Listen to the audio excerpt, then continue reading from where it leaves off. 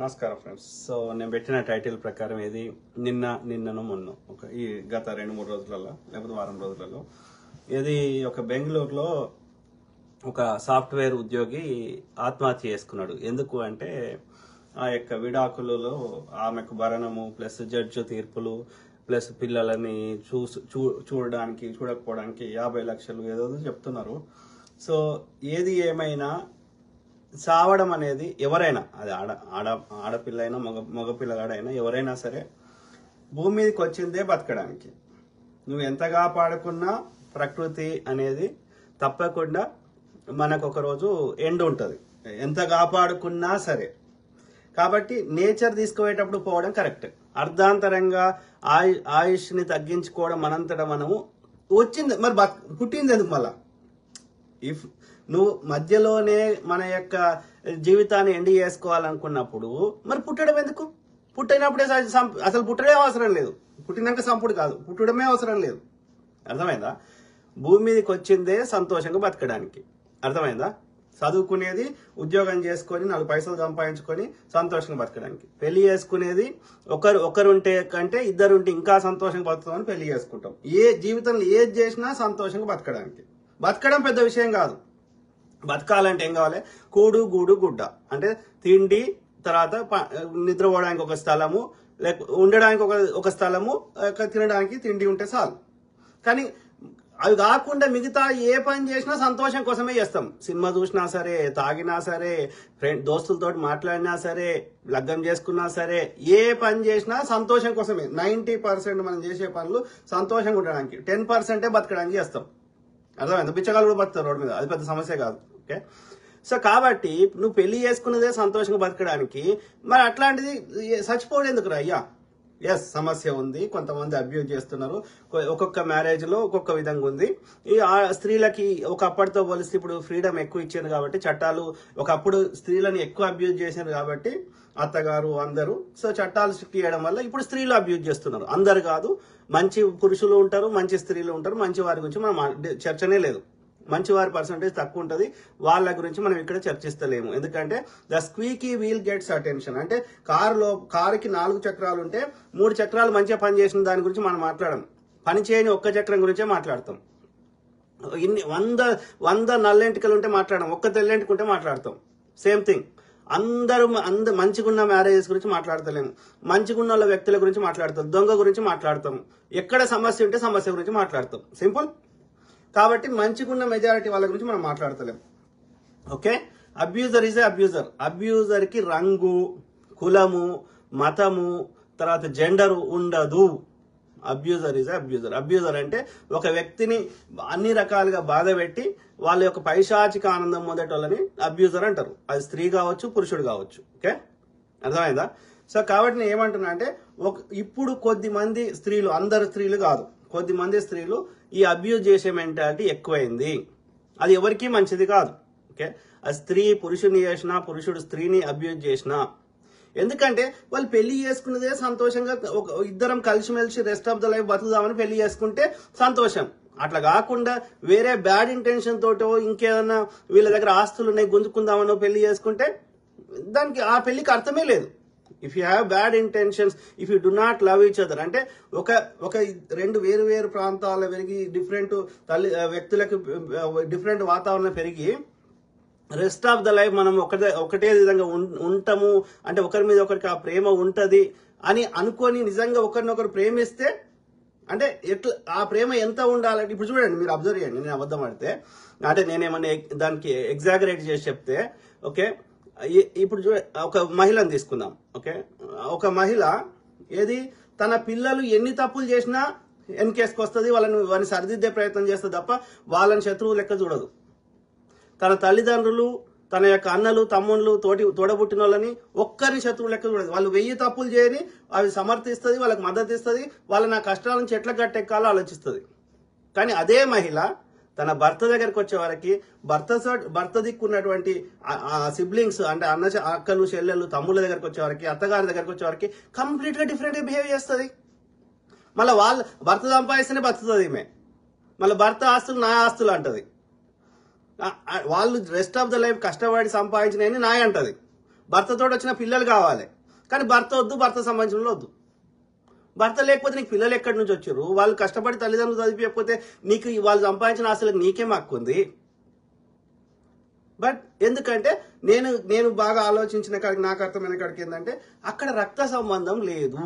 నీకు నీ పిల్లల లోపల ఉన్న రక్తం నీది, నీ తల్లిదండ్రుల లోపల ఉన్న రక్తం నీది, నీ అన్నదమ్ముల లోపల ఉన్న రక్తం నీది. కానీ నీ భర్త కానీ భర్త సైడ్ ఉన్న ఎవ్వరి దానిలో నీ రక్తం లేదు అనేది నాకు అర్థమైంది. అంటే నీ రక్త సంబంధం ఉన్న వాళ్ళని 1000 తప్పులు చేసినా నువ్వు వెనుకొసుకొస్తావు. నీకు రక్త సంబంధం లేకపోతే వాళ్ళని డిఫరెంట్గా చూస్తావు. వాళ్ళ ఆస్తులు తీసుకుంటావు, వాళ్ళు అన్ని కావాలి, కానీ వాళ్ళని నీ యొక్క కుటుంబ సభ్యులు లెక్క చూడవు. అదేం బంధం? దానికి ఏమర్థం? అది బంధం అవుతుంది అది.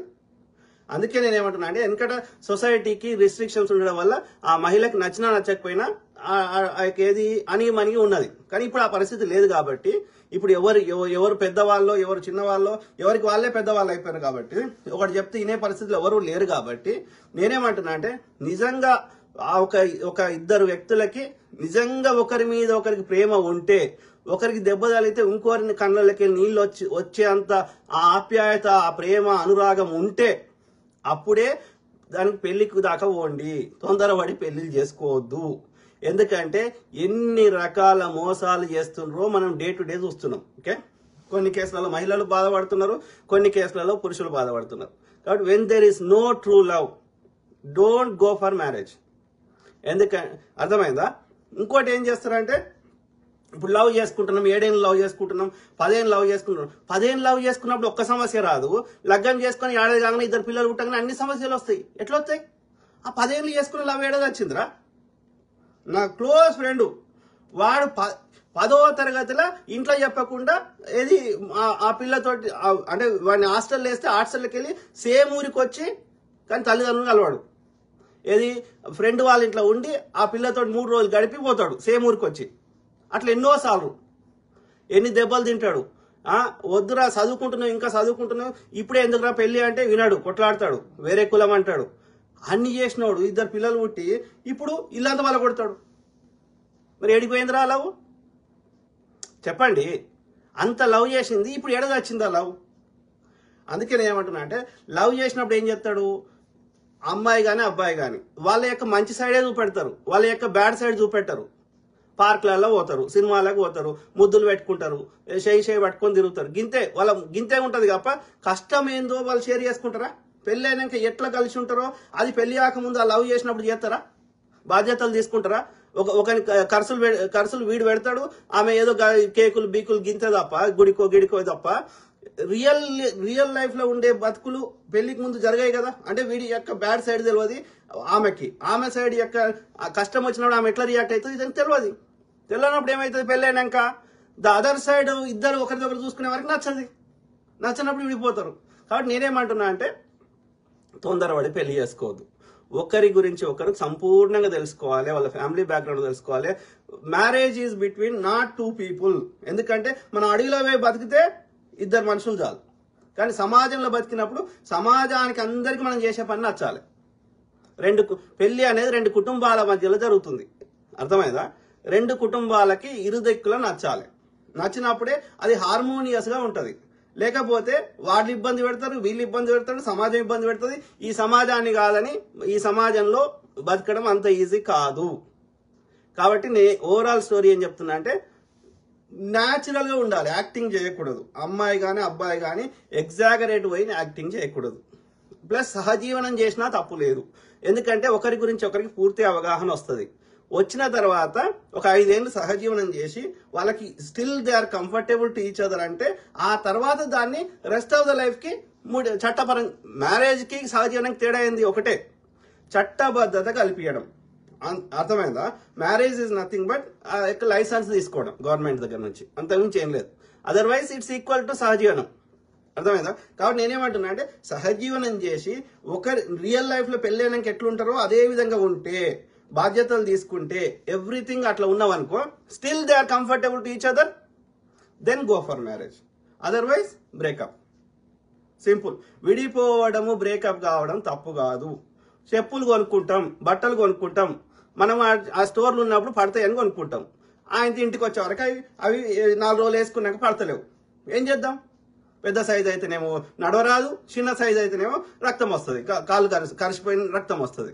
బట్టలైనా అంతే పరిస్థితి. ఏం చేస్తాం? పారేస్తాం, లేకపోతే వాపస్ ఇస్తాం. ఇదైనా అంతే. బట్టల తప్ప ఏం లేదు, చెప్పుల తప్ప ఏం లేదు. నాకు ఫిట్ అయితే లేవు, నా సైజు కాదు, కరెక్ట్ సైజు అని ఫిట్ అవుతుంది. కాబట్టి నాకు వర్క్ కాదు, వేరే వానికి వర్క్ కాదని నేను చెప్పలేను. అందు వస్తువుల లోపం లేదు, చెప్పుల లోపం లేదు, బట్టల లోపం లేదు, నా సైజుకి ఫిట్ అయితే లేదు. ఫిట్ కానప్పుడు వాపస్ ఇస్తాం. There is nothing wrong in that. అర్థమైందా? కాబట్టి ఓవరాల్ ఇక్కడ నేను చెప్పదలుచుకున్న ఓవరాల్ సారాంశం ఏంటంటే, ఒకరి మీద ఒకరికి నిజంగా ప్రేమ ఉంటేనే ముందుకు పోండి. తొందరపడి పెళ్లి చేసుకోకండి. ఒకరి గురించి ఒకరు పూర్తిగా తెలుసుకున్నాకనే ముందుకు పోండి. అది ఫస్ట్ పాయింట్. రెండోది, నాకు ఇది డౌట్ ఏంటంటే, మనం ఏ పని చేయాలన్నా అగ్రిమెంట్ తీసుకుంటాం. మీరు అబ్జర్వ్ చేయండి. జాబ్ కొనుక్కోవాలంటే అగ్రిమెంట్ చేస్తాం, జాబ్ కావాలంటే జాబ్ ఆఫర్ లెటర్ రాస్తాం, అగ్రిమెంట్ చేస్తాం, సంతకం పెడతాం, రైట్? విడాకులు కావాలంటే సంతకం పెడతాం. అన్నిటికీ తుమ్మినా తగ్గినా పెడతాం, ఏది కాగితం రాయించుకుంటాం, రైట్? బాండ్ పేపర్ మీద రాస్తాం కదా. అన్నిటికీ చేసినోడు రెస్ట్ ఆఫ్ ద లైఫ్ కలిసి ఉంటాము, నేను గీ కండిషన్ ఒప్పుకుంటా, నేను గీ కండిషన్ ఒప్పుకుంటా అని కాగితం ఎందుకు రాయం? విడిపోయేటప్పుడు ఏది ఇడుపు కాగితం రాసినప్పుడు కోర్టు ద్వారా కానీ పెద్ద మనుషుల మధ్యలో కానీ ఏది లీగల్గా ఒక అగ్రిమెంట్ రాసినప్పుడు, జాబ్ ఇచ్చేటప్పుడు రాసినప్పుడు, జాబ్ కొనుక్కున్నప్పుడు రాసినప్పుడు, ఇల్లు కొనుక్కున్నప్పుడు రాసినప్పుడు, లగ్గం చేసుకున్నప్పుడు ఎందుకు రాయారు ఆఫర్ లెటర్? నేను ఈ కండిషన్స్ ఒప్పుకుంటున్నా, రెస్ట్ ఆఫ్ ద లైఫ్ ఈ కండిషన్ నేను అగ్రీ చేస్తా. సేమ్ థింగ్ అమ్మాయి అబ్బాయి ఎందుకు రాయరు? వాడేమో అరుంధతి నక్షత్రం మీద, ఏ రిలీజన్ అయినా ఇంకో దాన్ని దేవుని మీద, జీసస్ మీద, బైబిల్ మీద ఇన్ని ప్రమాణం చేసిన దాన్ని నోరుతోటి చెప్పిన దాన్ని కాగితం మీద రాయడానికి ఏం పుట్టింది? చెప్పండి. మీరు చేయరు. అంటే ఇంత పెద్ద చిన్న వాటికి అగ్రిమెంట్లు చేస్తారు, ఇంత పెద్ద దానికి లీగల్గా ఎందుకు ఉండదు? విడిపోవడానికి రాసినప్పుడు పెళ్లి చేసుకోవడానికి ఎందుకు రాయరు? రాయకపోవడం వల్ల ఏమవుతుంది? ఇద్దరు ఇట్లా ఒకరొకరు అబ్యూజ్ చేస్తున్నారు. అబ్యూజ్ చేసినప్పుడు అది ఎక్కువ కాలం ఎవడు అబ్యూజ్ తీసుకోలేడు, అమ్మాయి అయినా అబ్బాయి అయినా. అప్పుడు విడిపోవాలి. విడిపోవడం కరెక్ట్ మెథడ్. కానీ సచ్చుడు ఏంది రాయ్యా? ఎస్, కొట్లాడు. చట్టాలు నేను ఇంకోటి చెప్తున్నా, చట్టాలు ఒక్కటి కూడా మహిళకు అనుకూలంగా లేవు. అది ఎవడు చెప్పిండో ఎందుకు చెప్పిండో నాకు తెలియదు, కానీ మీరు సరైన లాయర్ పెట్టుకొని కొట్లాడండి. ఆ మహిళ కోసం సపరేట్గా చట్టాలు ఆమెకు అనుకూలంగా రాయలేదు. అది విడాకులకు సంబంధించి కానీ ఇంకోటి కానీ 498A అంటారు. ఏందది? గృహహింస చట్టం. ఓకే, డొమెస్టిక్ డివిసి అంటారు, డొమెస్టిక్ వైలెన్స్. అంటే నా భర్త నన్ను హింసిస్తున్నాడు, లేకపోతే నా భర్త సంబంధించిన వాళ్ళు హింసిస్తున్నాడు, అది నేరం కింద వస్తుంది. That comes under crime. That has nothing to do with divorce. ఈ యొక్క విడిపోవడానికి దానికి సంబంధం లేదు. అర్థమైందా? సో అది నేరం అన్నప్పుడు నేరం నిరూపించబడాలి. నువ్వు అది నేరం అయినాక 3 ఏళ్ల తర్వాత వచ్చి చెప్తే నేరం చెల్లదు. ఎందుకంటే అది అయినప్పుడు ఇన్స్టెంట్ గానీ పోలీసులకు కంప్లైంట్ చేయాలి. అది హింస చేసిండ్రు, ఎవరు చేసిండ్రు, ఎప్పుడు చేసిండ్రు, ఇన్స్టెంట్ గా ఉండాలి. నీకు నచ్చినప్పుడు 3 ఏళ్ల తర్వాత పెడతా అంటే చెల్లదు. నువ్వు కోర్టులో నేరం అని నిరూపిస్తే దానికి పడే శిక్ష వేరుంటది. కానీ అది ఇన్స్టెంట్ గా చేయాలి, అది నిరూపించబడాలి. అర్థమైందా? That's a criminal case. That has nothing to do with divorce. కాబట్టి గృహహింస అనే దానికి 498A ఈ డివోర్స్ కి సంబంధం లేదు. First thing. కాబట్టి భయపడాల్సిన అవసరం లేదు. ఏదైనా సరే దానికి ఆధారం లేకుండా ఏ జడ్జి కూడా తీర్పు ఇవ్వలేడు. జడ్జి అట్లా తీర్పిస్తే ఆ జడ్జిని రివోక్ చేస్తారు. అర్థమైందా? ఆ జడ్జిని తీసేస్తారు. జడ్జి అనేది ఒక ఉన్నత స్థానము.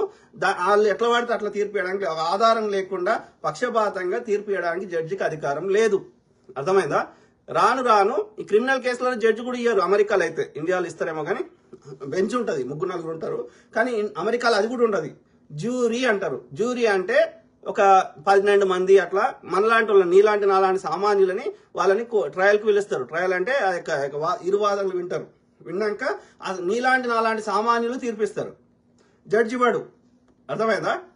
క్రిమినల్ కేసులలో సేమ్ థింగ్. ఈ యొక్క డివోర్స్ కేసులలో కూడా అట్లనే ఇవ్వాలి. ఎందుకంటే జడ్జి అనేటువంటి ఇన్ఫ్లుయెన్స్ చేసే అవకాశం ఉంది. కాబట్టి వాడు పైసలు తీసుకోనో, లేకపోతే వాని అధికార పార్టీ వాడు వాని ఇబ్బంది పెట్టో, ఇన్ఫ్లుయెన్స్ చేసో తీర్పు ఒక సైడ్ ఇప్పించే అవకాశం ఉంది. కాబట్టి ఏదో రకంగా ఇన్ఫ్లుయెన్స్ చేసే అవకాశం ఉంది. కాబట్టి మనము ఏ కేసులైనా సరే జ్యూరీ తీర్పియాలి. జడ్జి అనేటువంటి ఈయన ఇవ్వదు. అట్లా ఏమైనా ఇంకా చట్టాల్లో మార్పు చేయాల్సిన అవసరం ఉందేమో. కానీ నేనేం చెప్తున్నా అంటే, మహిళ కోసం చట్టాలు అనుకూలంగా లేవు. అది భారతదేశమైనా అమెరికా అయినా సరే గుర్తుపెట్టుకోండి. ఇంకోటి ఏంటంటే, తల్లిదండ్రులు సంపాదించిన ఆస్తి మీద ఓకే ఆ కోడలికి హక్కు లేదు. లగ్గమైనాక లేదంటే పెళ్ళైనాక after marriage Okay, whatever they accumulated, the marital wealth or marital properties or marital money, that is the only thing. పెళ్ళి అయినాక గుర్తుపెట్టుకోండి, పెళ్ళి అయినాక లగ్గమైనాక ఓకే, ఆడపిల్ల సంపాదించినా అంటే భార్య సంపాదించినా, మహిళ సంపాదించినా, భర్త సంపాదించినా ఆ సంపాదన మాత్రమే వాళ్ళది. దాని మీదనే వాళ్ళిద్దరికి హక్కు ఉంది, సమాన హక్కు ఉంది. మహిళ సంపాదించిన దాని మీద భర్తకి హక్కు ఉంది, భర్త సంపాదించిన దాని మీద మహిళకి హక్కు. అంటే ఏమంటారు అంటే మ్యారిటల్ ప్రాపర్టీ అంటారు. అంటే పెళ్ళి అయినాక మీరు ఏం సంపాదించుకున్నారో గదే మీది. మీ తాత సంపాదించింది, మీ ముత్తాత సంపాదించింది, వాళ్ళ అబ్బాయి తల్లిదండ్రులు సంపాదించింది, అన్నదమ్ములు సంపాదించింది, ఆ మహిళకి ఎలాంటి హక్కు లేదు. గుర్తుపెట్టుకోండి, అర్థమైందా? ఇద్దరిది సమానం, అది మ్యారిటల్ ప్రాపర్టీ అంటారు. ఓకే, భరణం గిరణం అనేది ఆమె డే టు డే ఖర్చులకి ఇవ్వమంటారు తప్ప నువ్వు ₹1,00,000 సంపాదించా ₹1,00,000 తీసుకొని ఆమెకి ఇవ్వమని చెప్పరు. ఆమె ఒకవేళ ఆమె జాబ్ చేయకపోతే, ఆ మహిళ కూడా జాబ్ చేసింది అనుకో, చిల్లి గబ కూడా ఈమని చెప్పరు మెయింటెనెన్స్ కి. మెయింటెనెన్స్ అంటే ఏంది?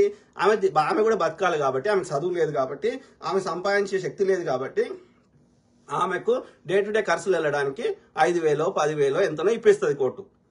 ఎందుకంటే ఆమె సంపాదన లేదు కాబట్టి. అర్థమైందా? నువ్వు సంపాదిస్తున్నావు కాబట్టి. అంతేగాని నీ ఆస్తులన్నీ ఇవ్వమని చెప్పదు ఏ కోర్టు. ఊరికే భయపడాల్సిన అవసరమే లేదు. ఒకవేళ జడ్జి తప్పు తీర్పిస్తే ఓకే, కొట్లాడండి, జడ్జి మీద కూడా చర్యలు తీసుకోమని కొట్లాడవచ్చు. అప్పీలెంట్ అంటే పై కోర్టుకి అప్పీల్ చేసుకోవచ్చు. అర్థమైందా? కోర్టు దాకా పోకుండా పెద్ద మనుషుల ద్వారానే సెటిల్ చేసుకుంటే ఇంకా బెటర్. కానీ ఏది ఏమైనా పోరాటం చేయాల్సిన అవసరం ఉంది. There are so many ways to, ఒక మంచి లాయర్ని హైర్ చేసుకొని కొట్లాడాలి. ఒక కోర్టుల ద్వారా న్యాయం దొరకపోతే వేరే ఆర్గనైజేషన్ ద్వారా సాయం తీసుకోవాలి, లేదంటే ధర్నాలు చేయాలి, మీడియాకి వచ్చి మాట్లాడాలి. సచ్చుడేందిరా అయ్యా? సచ్చి ఏం సాధించినావు? నీ పిల్లల్ని అనాథాలను చేస్తున్నావు, నీ తల్లిదండ్రులను అనాథాలు చేస్తున్నావు, నీ తోడబుట్టిన వాళ్ళని అనాథాలు చేస్తున్నావు తప్ప ఏం సాధిస్తున్నావు సచ్చి? నేను ఇద్దరికి చెప్తున్నా, మహిళకైనా. ఎందుకంటే ఈ కేసులో అబ్బాయి జరిగింది, ఇంకో కేసులో మహిళ జరగవచ్చు. కానీ ఏది ఏమైనా నేనేమంటున్నా అంటే సచ్చుడు పరిష్కారం కాదు. చచ్చిపోతున్నావు అంటే అర్థమైంది, you don't know how to handle the situation. కాబట్టి నువ్వు పారిపోతున్నావు, దొంగవు. అవునా కాదా? కొట్లాడు, you try to find a solution. ఆలోచించండి మిత్రులారా. ఓకే, ఇంకోటి ఏం చెప్తున్నా అంటే అబ్యూస్. ఎవడన్నా కొన్ని ఏంటంటే దెబ్బ కొడితేనే మనం అబ్యూజ్ అనుకుంటాం, అది ఫిజికల్ అబ్యూజ్. కానీ there are so many types of abuse. అర్థమైందా? సో ముఖ్యంగా emotional abuse or mental abuse, దాన్ని సచ్చినా తీసుకోవద్దు. ఎందుకంటే మైండ్ చక్కగా ఉంటేనే మనం పని చేయగలుగుతాం, టైంకి నిద్ర వస్తుంది, అన్ని ఆరోగ్యం మంచిగా ఉంటుంది. మైండ్ దొబ్బితే అన్ని దొబ్బుతాయి. కాబట్టి మెంటల్ గా పురుషుడు ఏంటంటే, మగోడు ఏంటంటే వాడికి కోపం వస్తే ఒక దెబ్బ కొడతాడు. కానీ ఆడవాళ్ళు అట్లా కాదు. నీకు వాళ్ళు పగ పెట్టుకుంటే నీకు ఏది తగులుతుందో అదే మాట్లాడతారు. నీకు అన్ని మన అమ్మ మీద మనకు ప్రేమ ఉందనుకో, మన అమ్మని ఏదో ఒకటి అంటారు, అజ్జాల్ that leads to somewhere else. అర్థమైందా? ద ఎమోషనల్ అబ్యూస్, దాన్ని సచ్చినా ఎవరు తీసుకోకూడదు. ఓకే, ఇంకోటి ఏంటంటే భార్యాభర్తలకి అండర్స్టాండింగ్ లేదు, వాళ్ళు సరిగ్గా క్వాలిటీ టైం స్పెండ్ చేస్తలేరు. There are many ways to ఏమంటారు, కౌన్సిలింగ్ అంటారు, మ్యారేజ్ కౌన్సిలింగ్ అంటారు. తప్పు కాదు, ఎందుకంటే పెద్ద మనుషులు చేసేటోళ్ళు. ఇప్పుడు పెద్ద మనుషులు ఎవరు లేరు కాబట్టి, మనమే పెద్ద మనుషులే కాబట్టి, ఇప్పుడు ఎట్లయితే జ్వరం వస్తే డాక్టర్ దగ్గర పోతామో అట్లా ముచ్చడి చెప్పడం దగ్గర పోవాలి. మందులు సైకాలజిస్ట్ దగ్గర పోవాలి, కానీ సైకియాట్రిస్ట్ దగ్గర పోదు. మన ఇండియాలో ఏంటంటే ప్రతిదానికి మందులు వేస్తారు. వాడు జ్వరం ఇది బ్యాక్టీరియా యాంటీబయాటిక్ వాడే తెచ్చుకొని వేసుకుంటాడు, లేదంటే సైకియాట్రిస్ట్ దగ్గర పోతుంది. సైకియాట్రిస్ట్ అంటే మందులు రాస్తారు. మందులు రాయొద్దు. మైండ్ ఏంటంటే న్యూరాన్స్ ఉంటాయి, 2 బిలియన్ న్యూరాన్స్ ఉంటాయి. ఆ న్యూరాన్స్ నువ్వు మందు చెప్తే ఇననేనది. అర్థమైందా? నీ ప్రతి ఆలోచన ఒక రోడ్డు లెక్క వేస్తుంది లోపల, న్యూరల్ పాత్వేస్ అంటారు. ఓకే, సో కాబట్టి దాన్ని మందుతోటి వాటిని మార్చే శక్తి లేదు. ముచ్చడి చెప్తే, నీ ఆలోచన చేస్తే అప్పుడు దాని దారి మారుతుంది. కాబట్టి ముచ్చడి చెప్పడం దగ్గర పోవాలి. సైకాలజిస్ట్ అంటారు వాడిని, లేదంటే కౌన్సిలర్ అంటారు. కౌన్సిలర్ లేదా సైకాలజిస్ట్ దగ్గర పోవాలి. వాడు నీ ముచ్చడిని నీకు దీనికి ఈ పరిష్కారం ఉంది, ఇట్లయితే వర్కౌట్ అవుతుండొచ్చు, ఇది ట్రై చేయమని చెప్తాడు. ముచ్చడి చెప్పడం దగ్గర పోవాలి, కానీ మందులు ఇచ్చడం దగ్గర పోవద్దు. ఎందుకంటే బ్రెయిన్ కి మందులు లేవు. బ్రెయిన్ కి ఏం చేస్తుంది? మందులు ఇస్తే పండ పెడుతుంది, ఇంకా డిప్రెషన్లకు తెస్తుంది. అట్లా డిప్రెషన్లకు పోయి వాళ్ళు ఇంకా ఖరాబ్ చేసుకున్న వాళ్ళు, ఆత్మహత్య చేసుకున్న వాళ్ళు కూడా ఉన్నారు. ఇది మందులు ఇచ్చడం జరగకండి. అది ఎప్పుడు అవసరం అంటే, వాడు బట్టలు చెంపుకుంటుండు, రోడ్డు మీద తిరుగుతున్నాడు, వాడు మన ఖయాల్లో లేడు అంటే వాడికి మందులు ఇస్తే ఏంటంటే పండ పెడుతుంది, గంతే. కాబట్టి సైకియాట్రిస్ట్ దగ్గర పోకండి, సైకాలజిస్ట్ దగ్గర ముచ్చట చెప్పడం దగ్గర పోండి, కౌన్సిలర్ దగ్గర పోండి. ఓకే, సో పోయి ఆ మ్యారేజ్ ని ఎంత మంచిగా వర్క్ అవుతుందో ఈ యొక్క మ్యారేజ్ సమస్యనే కాదు, ఏ సమస్యకైనా వండి కౌన్సిలర్ దగ్గరికి, ముచ్చటేపటిన దగ్గరికి వాడు ఇది పరిష్కారం చూపెడతాడు, ధైర్యం చెప్తాడు. ఓకే, అట్లా వర్కౌట్ అవుతుంది.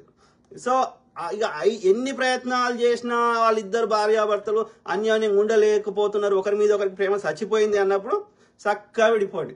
ఎందుకంటే ఆ యుద్ధ వాతావరణంలో పిల్లల్ని వేస్తే వాళ్ళు నేరస్తులు అవుతారు తప్ప అది సమాజానికి ఏ రకంగా ప్రయోజనం లేదు. అర్థమైందా? విడిపోయినాక ఇక మళ్ళీ చేసుకుంటారా లేదా అది ఇండివిజువల్ చాయిస్.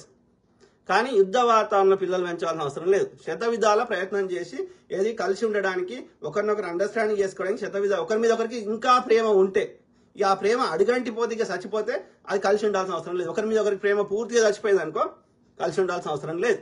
ప్రేమ లేనప్పుడు ఇంకెందుకు కలిసి ఉండడం, ఎవరిని చూపెట్టుకోవడానికి? ఒకరి పక్కకు ఒకరు కూర్చోలేని పరిస్థితి, కలిసి ఇద్దరు ఛాయ్ తాగలేని పరిస్థితి ఉన్నప్పుడు ఒకటే ఇంట్లో ఎందుకు కలిసి ఉండాలి చెప్పండి?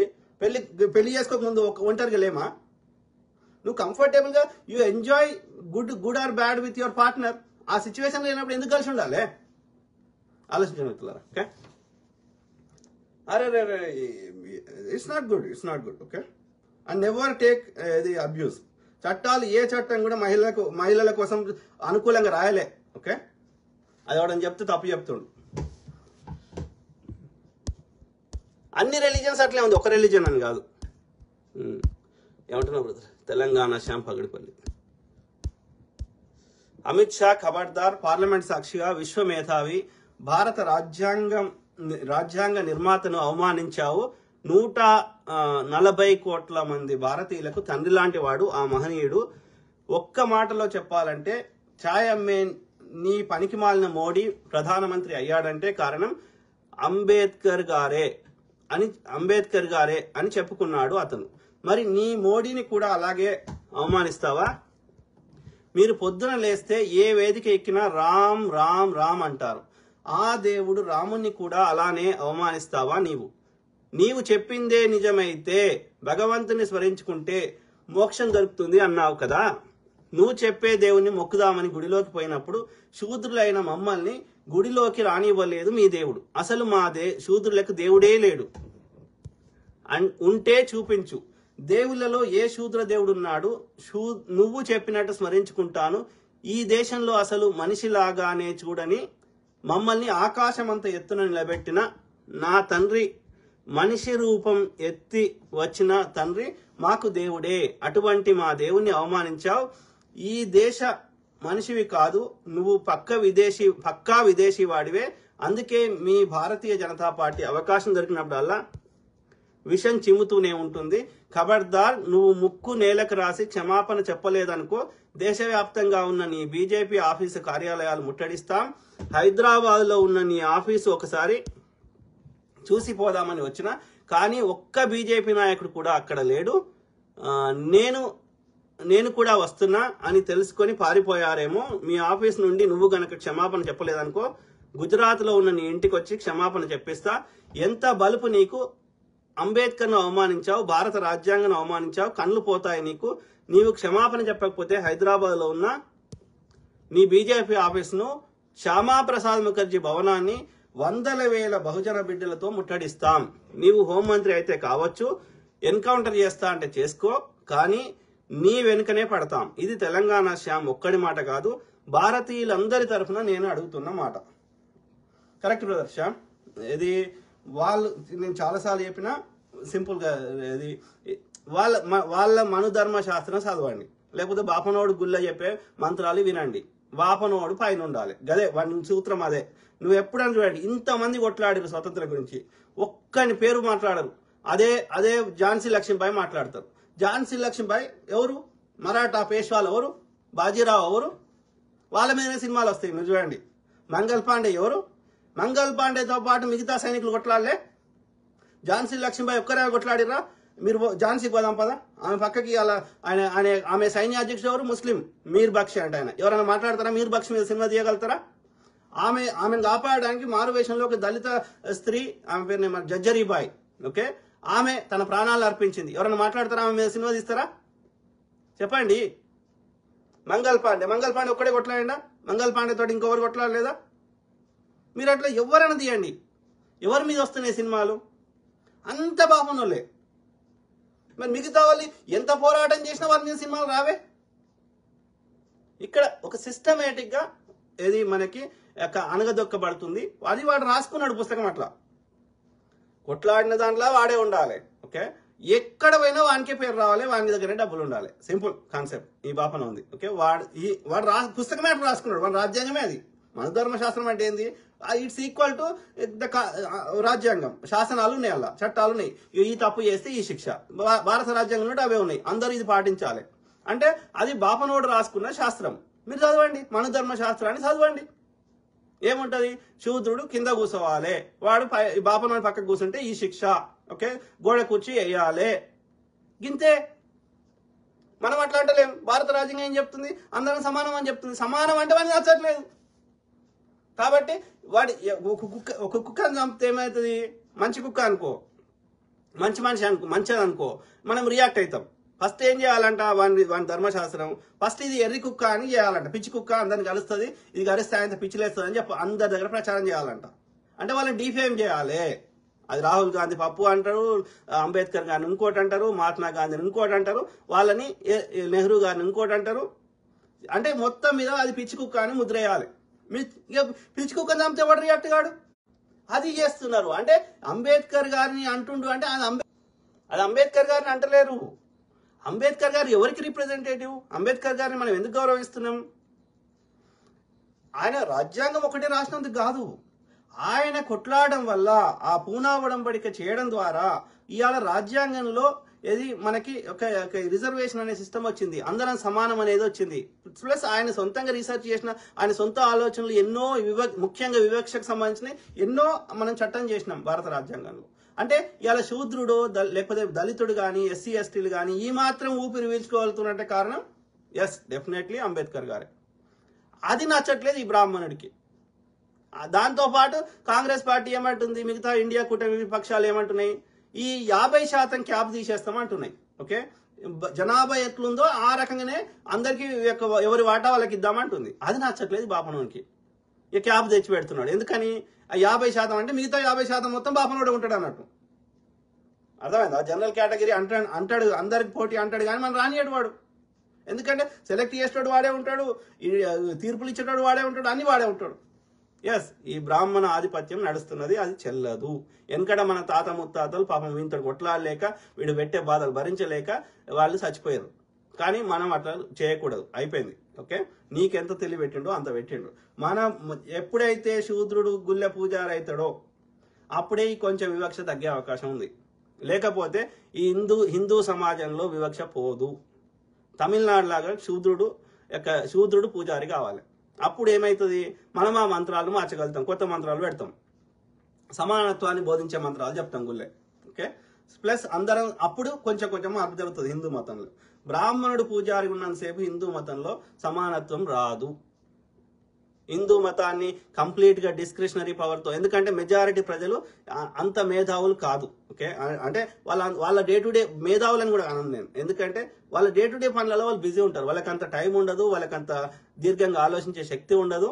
కాబట్టి ఈ బ్రాహ్మణుడు ఏం చేస్తాడంటే వాళ్ళ మైండ్ని ఏమారుస్తాడు అన్నట్టు. వాడు చెప్పే అధర్మాన్ని ధర్మం అని నమ్మిస్తాడు.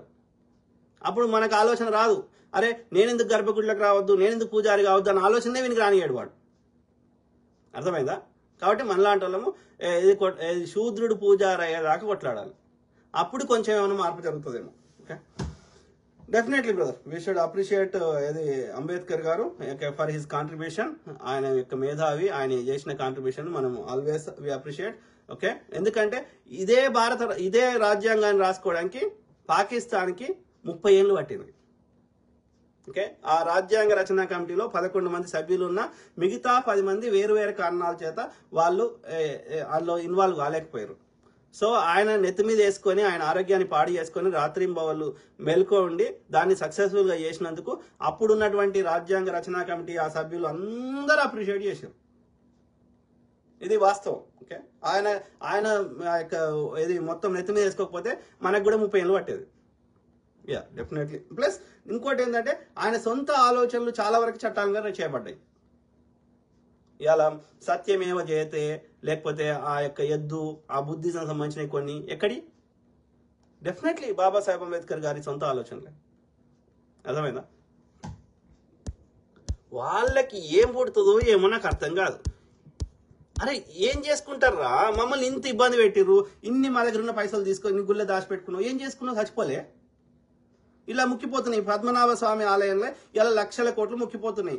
తిరుపతి గుళ్ళే రోజుకి ఎంతో బంగారం వస్తుంది, ఎన్ని కోట్లు వస్తాయి. ఏం చేసుకుంటావు? ఎట్లయినా భూమిలోకి వెళ్ళి వచ్చినాయి. భూమిలో ఎన్నో చోటు దాచిపెడుతున్నావు కదా. నువ్వు తింటలేవు, నేను తింటలేను కదా. మళ్ళీ నువ్వేమైనా బతుకుతావు భూమిని అంతసేపు? నువ్వు కూడా మా లెక్క వచ్చేదే కదా ఒకరోజు.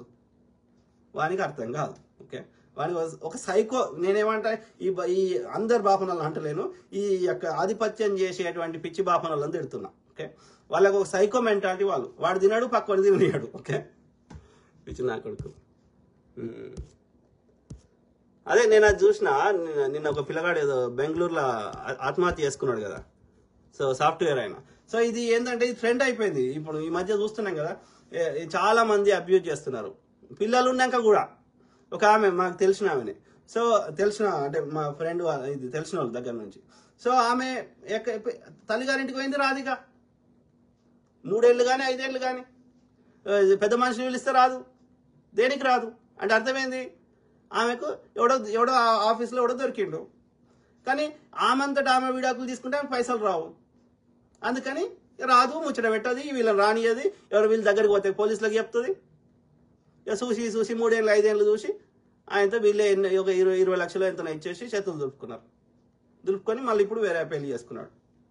అంటే ఉన్నారు, అబ్యూజర్స్ ఉన్నారు, రకరకాలు ఉన్నారు. ఓకే, నర్సింగ్ దళం. Thank you brother, thank you అన్నాను, థ్యాంక్ యూ. సో నేను ఏమంటున్నా అంటే విడిపోవడం తప్పు కాదు. మన దగ్గర ఏంటంటే విడిపోతే అదేదో నేరం అన్న భావన ఉంది. నో, చక్కగా విడిపో, చట్టం గురించి అవగాహన తెలుసుకో. పెళ్ళైనాక లగ్గమైనాక సంపాదించిన దానికి వాళ్ళకి హక్కు ఉంటుంది. అంతకుముందు పెళ్లి కాకముందు తల్లిదండ్రులు సంపాదించిన వాళ్ళ మీద ఆ మహిళకి ఎలాంటి హక్కు ఉండదు. ప్లస్ భరణం అనేది నీకున్న జీతం అంతా తీసుకోమని చెప్పి, నువ్వు 1,00,000 రూపాయలు సంపాదిస్తే 5,000 10,000 ఇవ్వమని చెప్తుంది కోర్టు. ఎందుకంటే ఆమె కూడా భూవదిని బతకాలి కాబట్టి. నీ 1,00,000 రూపాయలు తీసుకోమని చెప్పది. ఆరూర్ల వెంకటేష్ మహారాజ్. జై శ్రీరామ్ అంట, నాకేం బాధ కాదు జై శ్రీరామ్ అంట. కానీ గతంలో గుడ్ మార్నింగ్ నమస్తే అని పెట్టేటోళ్ళు ఇప్పుడు ఏం చేస్తారు? జై శ్రీరామ్ అంటారు. అంటే ఒక మతం పిచ్చి లేపే ప్రయత్నం చేస్తే తప్పంట. Okay, yes, once in a while ఏదో పండుగ ఉంది, పబ్బం ఉంది, శ్రీరామనవమి ఉంది, జై శ్రీరామ్ అనమాట అంటాం. అదేం పెద్ద జై శ్రీరామ్ 100 సార్లు అంటాం. కానీ నమస్తే పెట్టే బదులు జై శ్రీరామ్ అంటే కలవదు. నమస్తేనే జై శ్రీరామ్. ఓకే, అర్థమైందా? దేనికైనా అంటే నువ్వు దాన్ని మత పిచ్చి లేపుతా అంటే కలవదు. ఓకే, ఎందుకంటే అది it's created for a different purpose కదా. ఇప్పుడు వేరే మతం ఆయన ఉన్నాడు, నమస్తే పెట్టమంటే పెడతాడు. నువ్వు జై శ్రీరామ్ అనమంటే ఎట్లా అంటాడు? కొంతమంది చేస్తారు, అందరు చేస్తలేరు. కొంతమంది ఆ బీజేపీ వాళ్ళ స్ట్రాటజీ అన్నట్టు. మతం పేరు చెప్తే నువ్వు చేసే జిఎస్టీ, నువ్వు తీసుకునే జిఎస్టీ, నువ్వు దోసుకునేటన్నీ మర్చిపోతావు. మేము నీ బీజేపీ పుట్టక ముందు మేము జై శ్రీరామ్ చేసుకున్నాం, శ్రీరామనవమి చేసుకున్నాం. నీ బీజేపీ పార్టీ ఏ కారణం చేత బొంద పెట్టినా చేసుకుంటాం. పోనీ నీకు అంత హిందువుల మీద ప్రేమ ఉంటే నేనేమంటున్నా, సింపుల్, ఓకే, టెస్ట్ చేద్దాం. నువ్వు హిందువుల దగ్గర జిఎస్టీ తీసుకోకు, ఎలాంటి సేల్స్ ట్యాక్స్ తీసుకోకు. నేను ఫ్రిడ్జ్ కొనుక్కుంటా, నేను బైక్ కొనుక్కుంటా, జిఎస్టీ వేయకు హిందువులకి, 0 జిఎస్టీ హిందువులకి అని చెప్పు. అప్పుడు నేను ఒప్పుకుంటా నీకు నిజంగా హిందువుల మీద ప్రేమ ఉందని. చేయమని చూద్దాం బాపనని. ఇంకా చేయకుండా 10% ముస్లిం అని కొట్టి నాకు హిందువుల మీద ప్రేమ ఉందని వాని కొడితే నాకేమొస్తుందిరా? నా హిందూ మతం అట్లా చెప్పలే. సహధర్మ శాంతి, ఓం శాంతి అని చెప్పింది. కానీ పక్కువని కొట్టమని చెప్పలే. ఏ మతాన్ని ఎవ్వని చెప్పలే, ఏ మతం చెప్పలే. ఎవడన్నా ఈ ఖురాన్ అట్లా రాసిండు అంటే తప్పు రాసిండు. ఆడెవ్వడు చెప్పలే. జిహాద్ అంటే పక్క మతం అని కొట్టమని కాదు అక్కడ అర్థం. మనోని కొడితే ఆత్మరక్షణ కోసం కొట్టమని చెప్పారు తప్ప పక్కువ మతాన్ని కొట్టమని ఎక్కడ రాయాలి, ఏ మతంలో రాయాలి. ఓకే, ఏ మతం చెప్పినా గదే ముచ్చడి చెప్తుంది. చెప్పే విధానం వేరు ఉంటుంది. ఎందుకంటే ఆ మతం పుట్టింది వేరే దేశంలో కాబట్టి, అక్కడి ప్రాంతంలో కాబట్టి వాడు చెప్పే భాష వేరుంటుంది. కానీ ముచ్చట సేమ్ ఉంటుంది. ఇస్లాంలో తల్లిని ద్వేషించని చెప్తారు ఎవరన్నా? ఏ మతంలో అయినా తల్లిని ప్రేమించని చెప్తారు. ఓకే, అది మిత్రులారా మాట్లాడుతూనే ఉంటా. ఓకే, నేను మెయిన్గా మాట్లాడాలనుకున్న టాపిక్ అది మన యొక్క ఈ సత్యుడు దేనికి సమస్య పారిపోతున్నావు, దొంగవు నువ్వు. నీకు సమస్యని హ్యాండిల్ చేసే శక్తి లేక పారిపోతున్నావు. No, seek help. 10 మంది దోస్తులతో మాట్లాడు. 10 మంది ఏది ఒక న్యాయవాదితో మాట్లాడు, సామాజిక కార్యకర్తలతో మాట్లాడు, లేకపోతే చాలా హెల్ప్ లైన్లు ఉంటాయి, లేకపోతే ఏది చాలా ఈ యొక్క ఏమంటే గ్రూప్స్ ఉంటాయి, ఈ యొక్క ప్రతి సమస్య మీద కొట్లాడేటోళ్ళు గ్రూపులు ఉంటాయి. There are so much help. అర్థమైందా? ఇన్ వరస్ట్ కేసు, ఒక వరస్ట్ కేసులో ఏమంటాడు, జడ్జి తీర్పిస్తాడు, ఇన్ని లక్షలు కట్టు, ఇన్ని కోట్లు కట్ట. నా దగ్గర లేవు, ఓకే, నేను కట్టా, నువ్వు చెప్పిన తీర్పు తప్పు. ఏం చేస్తావు? తీసుకొని జైల్లో పెడతావు. పెట్టుకోపో, 4 రోజులు జైలు ఉండరా. వాడే తిండి పెడతాడు, వాడే వదిలేస్తాడు. ఏమవుతుంది? ఎందుకు సచ్చుడు? ఎందుకు? ఇన్ వరస్ట్ కేసు వాడు చెప్పిన తీర్పు నచ్చలేదు, జడ్జిని ఇన్ఫ్లుయెన్స్ చేసి తీర్పు ఇప్పించుకున్నావు నీకు అనుకూలంగా. ఓకే, మనం ఇంకో న్యాయవాదిని పెట్టుకొని కొట్లాడతాము, పై కోర్టుకు పోతాము, ఇంకోటి చేస్తాం. మీన్ వైల్ వాడు చెప్పింది మనం పాటించలేదు. ఏం చెప్తాడు? 4 రోజులు జైల్లో పెడతాడు, అంతే కదా. తర్వాత 4 రోజులకు బెయిల్ ఇచ్చి వాడే వదిలేస్తాడు కదా. రైట్? నువ్వు జైలు ఉంటే వాడే తిండి పెట్టాలి కదా. సచ్చుడెందుకు? ఫైట్ కొట్లాడు. ఓకే, న్యాయం దొరికేదాకా కొట్లాడు. న్యాయం ఈ యొక్క వ్యవస్థలో దొరకకపోతే రోడ్డు మీదకి వచ్చి కొట్లాడు, ధర్నా చేయి, మీడియాలో పోయి మాట్లాడు, లేకపోతే సామాజిక కార్యకర్తలు ఉంటారు కదా, ఆర్గనైజేషన్స్ ఉంటాయి కదా, ఈ ఎన్జిఓ టైప్, వాళ్ళ సహాయం తీసుకో. Okay, there will be solution. 4 ముందట రోడ్ మీదకి వచ్చి, లేకపోతే పబ్లిక్లో వచ్చి, మీడియా సంస్థలకు వచ్చి మొత్తం నీ సమస్యను చెప్పుకుంటే వాళ్ళు దెబ్బకు భయపడతారు, వాళ్ళే వారిపోతారు. ఓకే, ఎందుకంటే ఎండ్ ఆఫ్ ద డే న్యాయం జరగాలి, అది మగవాడైనా ఆడమైనా. ఎవరు అబ్యూజర్ ఈజ్ అబ్యూజర్. ఎవరు న్యాయం అంతే. ఇక అందరు సమానంగా బతకాలి, అందరు మంచిగా బతకాలి, అది మా పురుషుడైనా స్త్రీ అయినా కదా. సో అది మిత్రులారా, కీప్ టాకింగ్, మాట్లాడుతూనే ఉంటా ప్రతి సమస్య మీద. దాంతోపాటు మీ తరఫున వాయిస్ ఇస్తా. సర్వే జన సుఖినో భవంతు. God bless all. Take care. Good night. Bye.